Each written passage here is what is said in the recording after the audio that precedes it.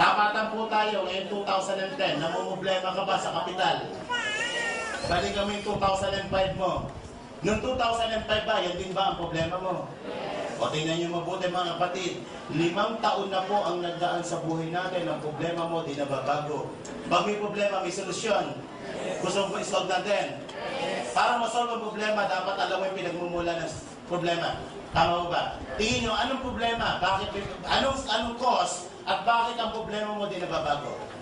Ang isang dahilan po dyan, yung ginagawa mo dito, hanggang ngayon, yun pa rin ang iyong ginagawa. Tama po ba? Sabi nga, if you always do what you always done, you always get what you always get. So, anong dapat gawin? Change. Tama po ba? And for things to change, you have to change. Tama po ba? Kailangan magkaroon ka ng kaunting pagbabago. Kasi kung itutuloy mo yan for the next 5 years, darating po ang 2015, yung problema mo ngayon, darating to, yan pa rin ang problema mo. Tama po ba? Walang pinagkaiba po yan sa isang drum na may pumapasok na tubig. Tingin nyo, mapupuno hindi. Paano ang butas ang drum? O, listen, ito po yung nangyari sa atin for the past 5 years. Kumikita ka ng 10,000, gumagastos ka ng 10,000, may savings wala. Kung ito ang senaryo ng buhay mo, kapatid, medyo maalarma ka. Bakit? Kahit pagtrabaho ka ng matagal na panahon, hindi po mapupuno yan. So, anong dapat mong gawin? Di tapalan yung butas na yan para mapuno yan. Kaya tanong, ano yung butas na yan? Yan po yung tinatawag natin mga needs o mga basic needs. Ano yan? Andiyan po ang pagkain, mga utilities, ilaw, tubig, telepono, upo sa bahay, apartment, tuition. Ang dami niya mga butas. Minsan may mga emergency pa, malalaking butas. Ang tanong, pwede bang tapalan ng butas para mapuno? Anong yes? Pwede ba wala mo ng pagkain? Mabubuhay ka ba sa oxygen lang? Mga anak, inhale. Pwede ba yun? Pwede ba naka-schedule ang pagkain ng mga anak nyo? Mga anak, cost reduction tayo ha. Ang kain nyo, MWF lang ha. Kami lang dati, PTHS. Pero ano po si Lola? Every Sunday nyo lang. Pwede ba yun? Hindi pwedeng tapalan ng butas. Tama po ba? So, ang point doon, kapag dito ka nakapokus, ang tawag yan is scarcity mentality, pilit mo kinukontrol to na hindi mo naman kayang kontrolin. Bakit ang nagkocontrol po dyan is outside world? Kahit magranig araw-araw sa Malacanang, hindi bibaba ang presyo ng bilihin. So, anong dapat mong gawin? Kontrolin ang bagay. Ngayon 2010, ang kukontrolin mo yung bagay na kaya mong kontrolin. Ano yun? Itong kinikita mo. Walang pipigil sa'yo na magdagdag ng kita. Tama po ba? Let's say, pinasok mo yung 2010 ng AIM Global, ang negosyo ng AIM Global. Inaral mo for 4 months. After 4 months, nag-generate ito sa iyo ng 40,000 kada isang buwan. Ito na ang senaryo ng income mo. May part-time ka na 40, may full-time kang 10. 50 ang pumapasok, 10 ang ginagastos. May savings, wala. At pag may savings, mapupuno hindi. At pag napuno, pwedeng umapaw? Pag umapaw, ito na po yung pinakamasarap na parte ng buhay mo. Bakit pag umapaw mo ng gastusin, ilagay mo sa isang mas malaking lalagyan? And your money makes money. Tama po ba? Bakit? Yung perang nilagay mo dito, mas mabilis mapupuno to. Bakit kumikita uli yan eh? Nag-generate uli ng income yan. Tama po ba? At pag napuno yan, ito yung nakukuha ng pamilya natin. Ano yan? Wants. Iba po ang wants sa needs. Ito yung masarap na parte ng buhay natin. Gusto mong pagkain, gusto mong kotse, gusto mong pag-aralan ng anak mo, gusto mong doktor pag may sakit ka. Pag medyo maliit po ang kinikita natin, hindi po yung gusto natin na nasusunod. Kundi yung gusto nito na ipakain sa anak mo. Yung gusto niya na tirahan mo, yung gusto niya ospital para sa'yo. Nangyayari hindi. Bakit maraming pila sa mga public hospital kumpara sa private hospital? Kasi ito ang may gusto, hindi ikaw. Napipilitan ka sumunod dito. Nangyayari hindi. Subukan pumunta sa mga restaurant na mamahalin, na yung pera mo 100 lang. At tingin mo sa presyo saan? Hindi ka nakatingin sa menu, nakatingin ka sa presyo. Di ba, match-spin naman ito, tama. Pag tingin mo sa presyo, eto, 40 yan, extra rice. Di ba? So pag ito na po, ito yung tinatawag natin mga dreams. May mga pangarap po ba tayo? Yes! Nangarap ka ba ng magandang sasakyan? Yes! Magandang bahay? Yes! Malaking savings? Yes! Less than mga 30 million ang pangarap mo at nakuha mo. Tingin mo, pwede o pwede? Pero paano? Bakit ko ginamit ng 30 million? According sa study, dito po 30 million, pag na-hit mo yan, yung kinikita nito, kung nakalagay sa isang investment yan, sapat yan for your wants and for your needs. So, anong dapat mong gawin?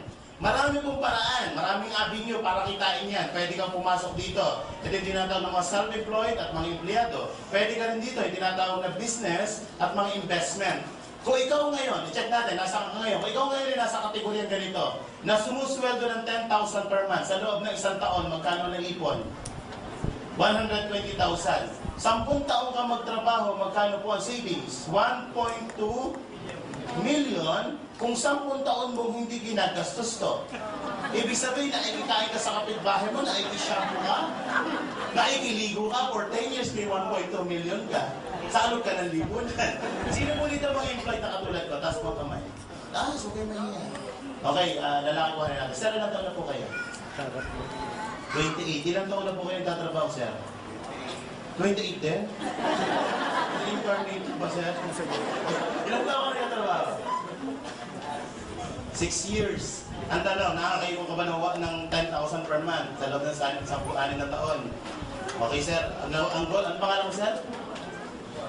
Josh. Okay, ano pangalan? Josh. Ang goal mo ngayon, Josh, bigyan ka ng target ha. Ang goal mo in 2010, dapat na-hit mo yan. Ang goal mo is to hit 30 million. So, simula June, Josh, i-save mo yan. Para pagdating next year, June, meron kang 120,000. 10 years, 10 working years, ibig 38 ka, may 1.2 million ka. Ang goal mo is 30 million. For 10 years, may 1.2 ka. Ito ang goal mo.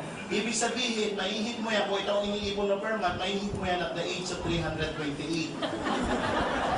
Ito si Abraham, Diyos. Kaya hindi. Anong point? Hindi ko inaapi ang pagiging empleyado kasi more than half of my life andito ako. Gusto ko lang po ipakita sa inyo na kapag naandito ka, you are just working for your needs. You're not working for your fortune or for your wants. So, anong dapat gawin? Kapag isang lugar ang gusto mong puntahan at hindi kaya ng vehicle, mag-a-upgrade ka ng vehicle. Tama po ba? Parang ganito. Ang time limit mo lang is 2 hours. Pupunta ka ng Cebu. Pwede ka mo mag-roro? Hindi. O ba niya mag-barko? Anong dapat mo gawin? Anong vehicle na gamitin mo? Aeroplano. So meron kang iihit na ganito. Hindi mo kaya kuhanin dito kasi aabuti ka ng 328. Kahit laki mo ng laki restaurant, hindi mo kaya abutin yan. Tama po ba? So ano dapat mo gawin? Pupunta ka sa isang lugar na kaya mo mahito. Bababa ka ng kaunti dito. You have to work part-time for your fortune. Sa negosyo, pag-usapan natin, kaya bang kitain ng 100,000 kada isang buwan? Ay, sisiw yan. 2 araw, 1 araw nga lang kinikita dito yan. 12 months, magkano kita mo? Nasa isang buwan to, in 12 months, magkano? 1.2 million. Kung ito ang kinikita nyo, tingin nyo, malapit sa pangarap. Yes! So, anong dapat gawin? Kung ito ang ginagawa nyo po, kapatid, you have to change the formula. Change the formula. O add the formula. Hindi mo kailangan mag-resign. Alam niyo po, for more than 2 years, ginawang part-time ko. Nag-200,000 ako, part-time pa ako. Nag-resign na lang po ako kasi nahihiya na ako. Alam niyo bakit? Pagdating ng payroll doon, puro absent ako. Natira sa 3,000. Eh dito, nagka-10,000 per day ako. Sabi ko sa boss ko, boss, you're fired. Nag-resign ako. Pwede kang mag-part-time. Ang kailangan aralin ito po, business skills and knowledge. Ito kayang pag-aralan 6 na buwan lang. Makamatan ka lang yan, libre yan. Upo ka lang dyan, matutunan mo yung business skills. Kaya marami nag-pay-fail sa negosyo simply because walang skills and knowledge. Tama po ba? Pero kung alam mo ang negosyo, hindi ka mag-pay-fail. Pero alam niyo po ba itong 10,000 sa employment? Napakataas ang requirements yan. Meron po yung tinatawag na employment skills and knowledge. Tama po ba? Ilang taon po ang elementary? Ilang taon ng high school? Ilang taon ng kolehiyo? Review board exam. Ilang taon kang nag-aral? 15 years para turuan ka kung paano kitain ng 10,000 per month. Yan ang tinuro sa akin for 15 years. Tama po ba? Eh, gross to. Ano unang binabawas dyan? SSS, pag-ibig, withholding tax, 2,000 na lang. Aabutin pa ng 3,000 yan. 2,000 na lang, magkano iwan sweldo? 8,000. Mamamasahe, parito, 100 per day, 3,000. Magkano na iwan sa sweldo? 5,000, kakain. Pwede ba may bagong kabilang paamoy naman? Pwede ba 100 per day na budget sa pagkain? Tipid na tipid yan. 3,000 ulit. Magkano na iwan sa sweldo mo? Ano pang gastos? May cellphone. Mag-load? O 1,000 ng load? Magkano na iwan sa atin? Yan po ang pinag-aralan natin for 50 years. Mas malaki pa ang sweldo ng katulong. Ano masakit dito? Masakit na masakit. Bakit? dapat masaktan ka ng konti para mamulat ka sa katotohanan. Tama po ba? Minsan binabangungot ka na nag-i-enjoy ka pa. Alam niyo po, ako 20 years ako nandito eh. Alam niyo, for 20 years ko sa employment, ang naiipon ko po hindi pera. Payslip. Pagdating ng payroll, inire-remit ko na sa asawa ko payslip. Kaya ako yung taong gigil na gigil. Kaya nung nakita ko, hindi ko na pinakawalan po. Walang kapital. Automatic kinabukasan yung Bombay, ang pinag-initan ko. Nakita niyo naman, nangyari ngayon. 3 months, bayad lahat yun. At maganda nito, kinapaunang kong utang. Ilan po ang credit card ko? Mahigit 5 ang credit card ko. Ang dami ng mga personal loan. Kaya wala po naiiwan sa sweldo ko. Yung sinusweldo ko, binabayad ko sa mga bangko. So, nagsasabi ng pamilya. So, nakita ko to, utang din. Yung utang ko, umutang pa ako para sa negosyo. Ang maganda po nito, lahat ng utang na bayaran. Dating apartment na tinitirahan ko, ngayon nasa bagong kondo po ako, 3.2 million. So, ito lang, gusto nyo yung utang. Okay. Anong dapat gawin? Skills and knowledge. Bago ka magsimula, dapat may kapital. Tama po ba? Wala po negosyo, walang kapital. Tataya ka ng konti, hindi ka mananalo sa loto pag hindi ka